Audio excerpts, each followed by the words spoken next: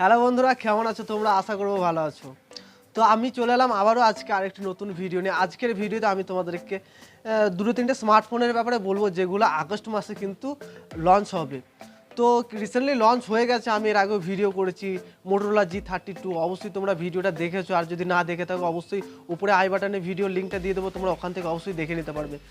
তো ভিডিওটা শুরু করছি, আমি সম্রাট, তোমরা দেখছো এসবি টেক চ্যানেল। তো চলুন ভিডিওটা শুরু করা যাক।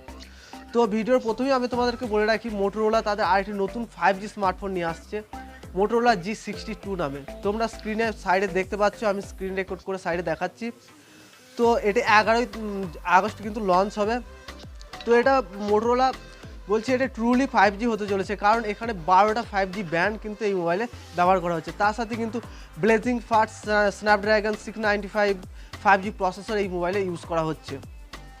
আর এর ডিসপ্লে কী বলবো, 120 হার্জ রিফ্রেশ রেট, তার সাথে কিন্তু ফুল এইচডি প্লাস ডিসপ্লে দিচ্ছে, মানে স্মুথলি একটা গেমিংয়ের জন্য কিন্তু স্মার্টফোনটি খুবই ভালো হবে। তোর স্পিকার কিন্তু তোমরা ডলবি অ্যাটমস পেয়ে যাবে, যেটা আগেও বলেছিলাম G32-এ তোমরা ওখানেও পেয়ে গেছিলে ওই মোবাইলেও। তো এখানে ক্যামেরা সেটআপও সেম আছে, 50 মেগাপিক্সেল মেন সেন্সার, তার সাথে কিন্তু এই 8 মেগাপিক্সেল আলট্রা ওয়াইড আর 2 মেগাপিক্সেল একটা ডেপথ সেন্সার, তার ভিতরেই প্রোটেক্ট সেন্সার লাগানো আছে। তো মোবাইলটা এটি খুবই বাজেটের ভিতরে নিয়ে আসতে চলেছে 5G স্মার্টফোন, কারণ 5G তো চলে এসছে অলরেডি কিছুদিনের মধ্যে। তো যাই হোক, এই স্মার্টফোনটি কিন্তু তোমরা 13ই আগস্ট ফ্লিপকার্টে লঞ্চ হবে, তোমরা চেক আউট করে নিতে পারো, কারণ এই স্মার্টফোনটি 5Gর সাথে কিন্তু গেমিংয়ের দিকটাও একটু ফোকাস করা হয়েছে। তো এই স্মার্টফোনটি দুটি কালার আমি তোমাদেরকে স্ক্রিনে দেখাচ্ছি, দুটি কালার, একটি মিডনাইট গ্রে আর একটি ফ্রস্টেড ব্লু, দুটি কালার কিন্তু তোমরা এখানে পেয়ে যাবে।